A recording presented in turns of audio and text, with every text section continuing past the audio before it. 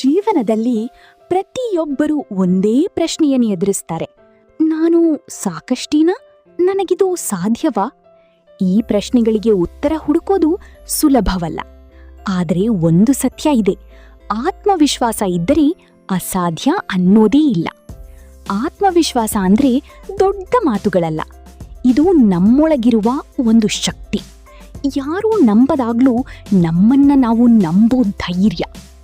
ಬದುಕಿನಲ್ಲಿ ನಾವು ಸೋಲೋದು ಇತರರು ನಮ್ಮನ್ನ ಕಡಿಮೆ ಅಂದಂದರಿಂದ ಅಲ್ಲ, ನಾವು ನಮ್ಮನ್ನ ನಾವು ನಂಬೋದು ನಿಲ್ಲಿಸಿದಾಗ.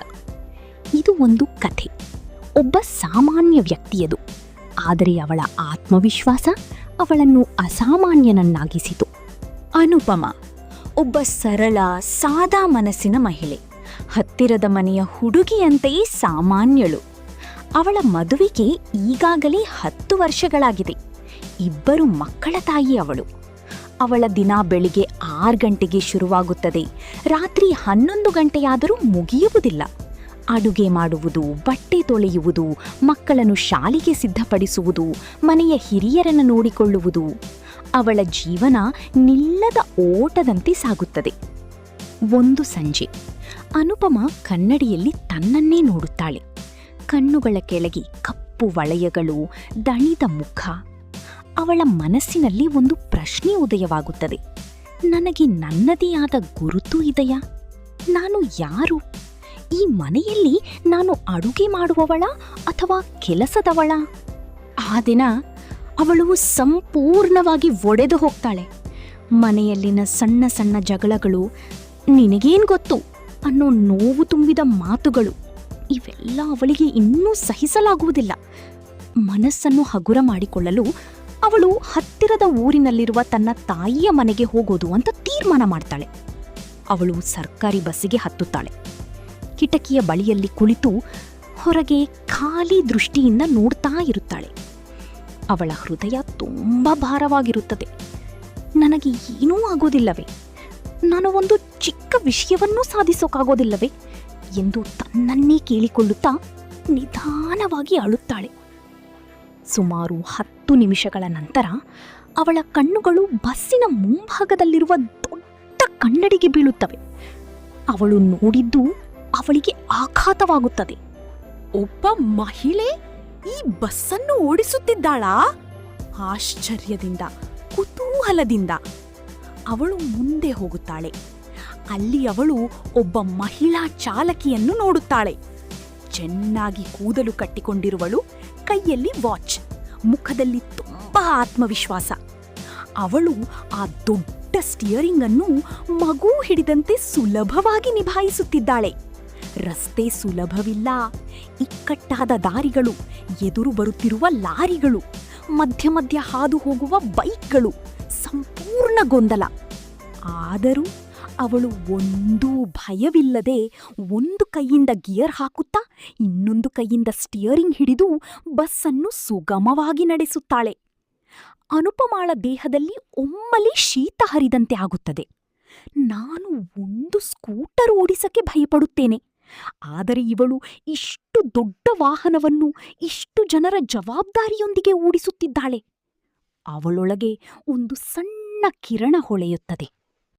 ಇವಳು ಮಾಡಬಹುದು ಅಂದ್ರೆ ನನಗ್ಯಾಕಾಗೋದಿಲ್ಲ? ನಾನು ಒಬ್ಬ ಮಹಿಳೆ ಅಲ್ವಾ? ಬಸ್ ಒಂದು ಸ್ಟ್ಯಾಂಡ್ನಲ್ಲಿ ನಿಲ್ಲುತ್ತದೆ.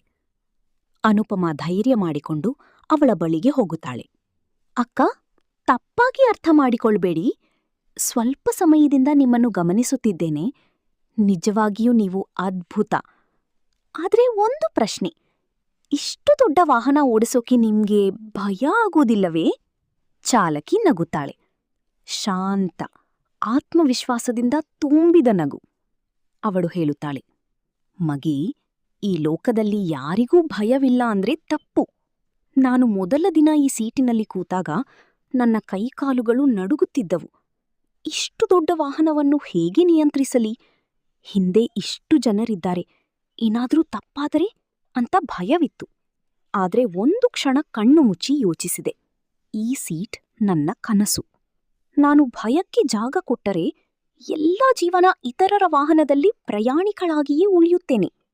ನನ್ನ ಜೀವನವನ್ನು ನಾನು ಯಾವತ್ತೂ ನಡೆಸೋದಿಲ್ಲ. ಅಪ್ಪು, ನನ್ಗೊಂದ್ ವಿಷಯ ಅರ್ಥ ಆಯ್ತು. ಈ ವಾಹನ ದೊಡ್ಡದು ಸರಿ, ಆದ್ರೆ ಇದಕ್ಕೆ ಜೀವ ಇಲ್ಲ. ನನ್ನ ಕೈಯಿಂದಲೇ ಇದಕ್ಕೆ ಜೀವ ಬರುತ್ತದೆ. ನಾನದನ್ನ ಗೌರವಿಸಿ ಭಯವನ್ನ ಬಿಡುತ್ತಿದ್ದಂತೆಯೇ ಅದು ನನ್ನ ನಿಯಂತ್ರಣಕ್ಕೆ ಬಂದಿತು. ನೀನ್ ಕೇಳಿದ್ದೀಯಲ್ಲ, ಎದುರು ವಾಹನ ಬಂದಾಗ ಭಯವಾಗೋದಿಲ್ಲವೇ ಅಂತ. ನಾನ್ ಅವನ್ನ ನೋಡುತ್ತಾ ಇದ್ರೆ ಖಂಡಿತ ಅಪಘಾತ ಆಗುತ್ತದೆ. ಆದರೆ ನಮ್ಮ ನಡುವೆ ಒಂದು ದಾರಿ ಇರುತ್ತದೆ. ನಾನು ಆ ದಾರಿಯ ಮೇಲೆ ಗಮನ ಕೊಟ್ಟರೆ ಪ್ರಯಾಣ ಸುಗಮವಾಗುತ್ತದೆ. ಇದು ಬಸ್ ಓಡ್ಸೋದಕ್ ಮಾತ್ರ ಅಲ್ಲ, ಜೀವನಕ್ಕೂ ಇದೇ ನಿಯಮ. ನೀನು ಸಮಸ್ಯೆಗಳನ್ನೇ ನೋಡುತ್ತಾ ಇದ್ದರೆ ಜೀವನ ಅಲ್ಲೇ ನಿಂತು ಹೋಗುತ್ತದೆ. ಆದರೆ ದಾರಿಯ ಮೇಲೆ ಗಮನ ಕೊಟ್ಟರೆ ನೀನು ಮುಂದೆ ಸಾಗಬಹುದು. ನನಗಾಗುತ್ತಾ ಅನ್ನೋದು ಬಿಡು, ನನಗೇ ಆಗುತ್ತದೆ ಅಂತ ನಂಬು. ನಿನ್ನ ಸ್ಟಿಯರಿಂಗ್ ಹಿಡುಕು, ರಸ್ತೆ ನಿನಗಾಗಿ ದಾರಿ ಮಾಡಿಕೊಳ್ಳುತ್ತದೆ. ಆ ಮಾತುಗಳು ಅನುಪಮಾಳ ಮನಸ್ಸಿಗೆ ಮಿಂಚಿನಂತೆ ಬಡಿದವು. ಇಷ್ಟು ದಿನ ಅವಳು ತನ್ನ ಜೀವನದಲ್ಲಿ ಪ್ರಯಾಣಿಕಳಾಗಿ ಬದುಕುತ್ತಿದ್ದಳು. ಆದ್ರೆ ಈಗ ಅವಳಿಗೆ ಅರ್ಥ ಆಯಿತು, ಅವಳು ತನ್ನ ಜೀವನದ ಚಾಲಕಿ. ಅವಳ ಸ್ಟಾಪ್ ಬಂದಾಗ ಅವಳು ಎದ್ದು ನಿಂತಾಳೆ. ಈ ಬಾರಿ ತಲೆ ತಗ್ಗಿಸಿ ಅಲ್ಲ, ಆತ್ಮವಿಶ್ವಾಸದಿಂದ. ಅವಳು ನಗುತ್ತಾಳೆ, ಚಾಲಕಿಗೆ ಧನ್ಯವಾದ ಹೇಳ್ತಾಳೆ ಮತ್ತು ಬಸ್ಸಿನಿಂದ ಇಳಿಯುತ್ತಾಳೆ.